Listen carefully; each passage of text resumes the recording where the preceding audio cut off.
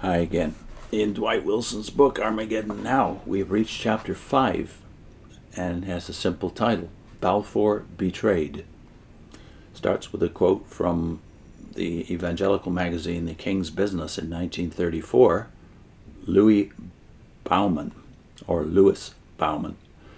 And in this hour, authoritative voices in every land are telling us in no uncertain tones that it is not a matter of years but of months when the battle flags of the nations will again unfurl and the scourge of the earth will be on the march to Armageddon. Then a quote from Leonard Sale Harrison in the Moody Bible Institute Monthly, 1936.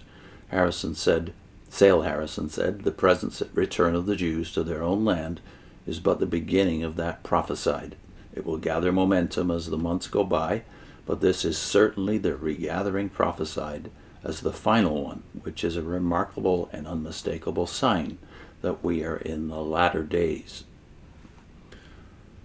Wilson says the menace of the 1930s arms race was the concern of the whole world, but for the Premillenarians it was the preparation for Armageddon. Moreover, Armageddon itself was hailed as a wonderful and glorious fulfillment of prophecy. The apogee of rising expectations was reached with the Nazi-Soviet Pact of 1939, an event which was a perfect rendezvous with prior premillenarian forecasts. Premillenarian hopes, however, would soon be aborted in 1941 when Hitler invaded Russia, temporarily ditching their prospects of a great northern confederation of Gomer and the Russian Bear clawing at the gates of Jerusalem. The rising storm of Nazi anti-Semitism had brought waves of new immigration to Palestine in the mid-30s, vindicating premillenarian faith in the inexorable restoration of Israel.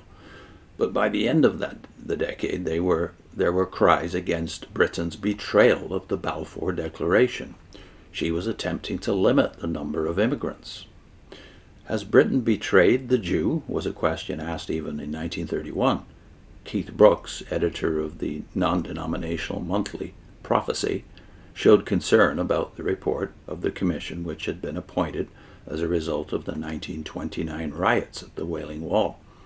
He did not believe that the Jews had been betrayed intentionally, but that England's attempt at conciliation had been fraught with miserable blunders. The decision of the Wailing Wall Commission is evidence of this folly, he said.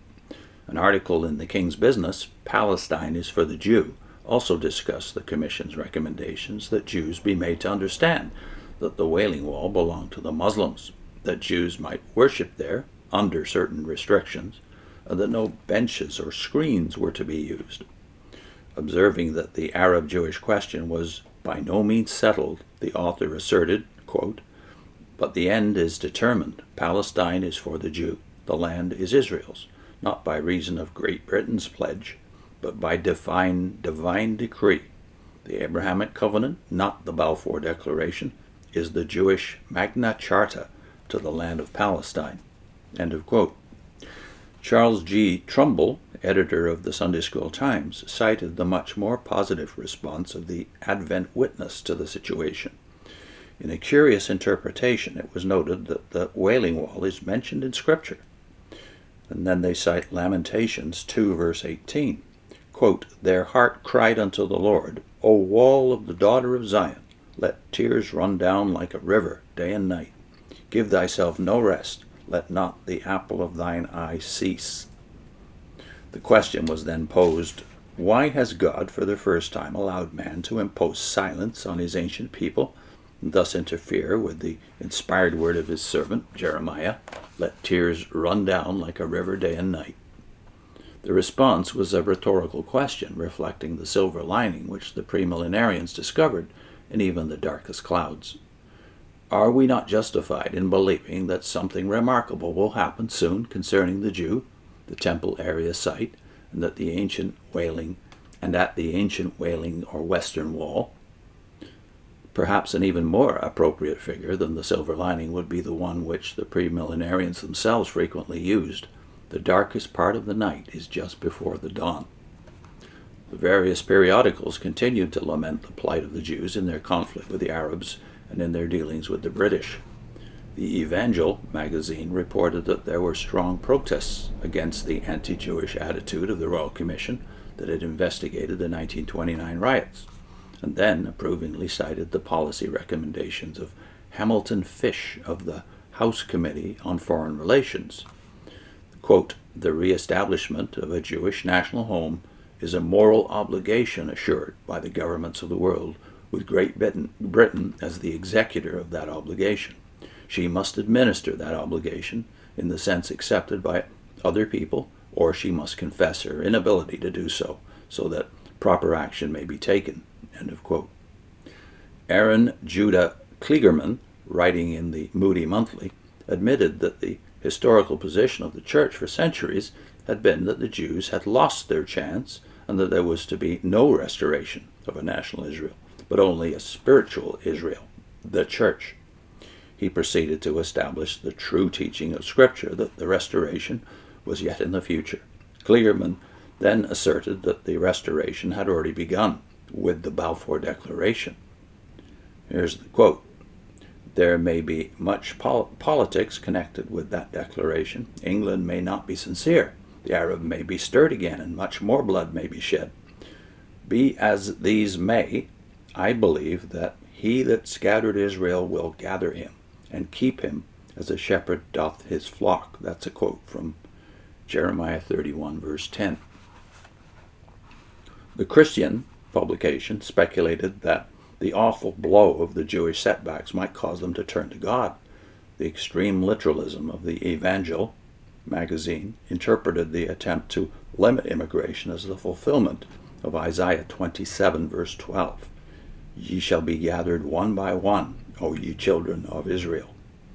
The King's Business has expressed a very moderate opinion for premillenarians, apportioning partial blame for the situation to the Jews themselves.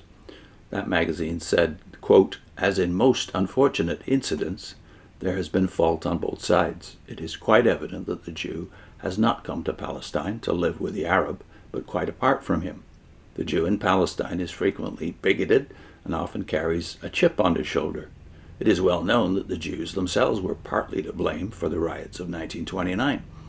But that this does not justify the Arab for his falsehoods, which helped to incite the trouble, nor for the murder of men, and even women and children, of which he is guilty. It was an Arab massacre in which Jews sought to defend themselves." End of quote. The author then argued for a Jewish national home on a pragmatic basis to prevent them from turning to Bolshevism.